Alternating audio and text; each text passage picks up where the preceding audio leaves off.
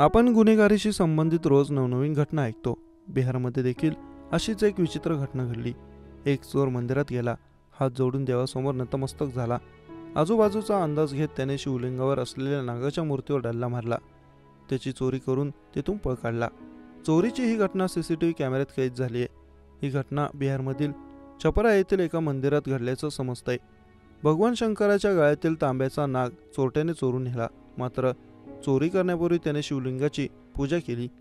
भगवान बाजार पोलीस ठाण्याच्या हद्दीतील दौलतगंज रतनपुरा परिसरात ही घटना घडली। सीसीटीव्ही फुटेज पाहता चोर पूजा समारंभामध्ये असल्याचं दिसतंय। नेटकऱ्यांना मात्र चोरीचा हा अंदाज चांगलाच भावलाय।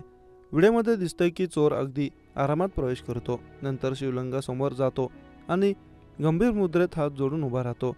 मग साप उचलतो आणि आपल्या शर्टामध्ये घालून तेथून पोबारा करतो। घटनेनंतर हा व्हिडिओ सोशल मीडिया व्हायरल झाला। या प्रकरणामुळे लोक या चोराचं कौतुक करताना दिसत आहेत। एका युजरने कमेंट केले की चोरी केल्यानंतर देवाची माफी मागणारा हा संस्कारी चोर आहे। त्याचवेळी चोराने आधी देवाला प्रसाद दिला, नंतर देवाचा प्रसाद चोरला, असं देखील काही जणांनी लिहिले। पोलिसांनी या चोरट्याचा शोध सुरू केला। या घटनेची माहिती देताना भगवान बाजार पोलीस स्टेशनचे प्रभारी सुभाष कुमार यांनी हिंदवृत्ती वाहिनीला दिलेल्या माहितीनुसार सीसीटीव्ही फुटेजमध्ये चोर शिवलिंगावर ठेवलेला नाग उचलत असल्याचं दिसतंय। त्याने तो नाग कापडात गुंडाळला आणि घटनास्थळावरून पळ काढला। सध्या या चोरट्याचा शोध सुरू आहे। यावर मंदिर प्रशासनाने अद्याप कोणतेही वक्तव्य केलेले नाही। घटनेनंतर मंदिरातील भाविकांमध्ये मोठी खळबळ उडाली।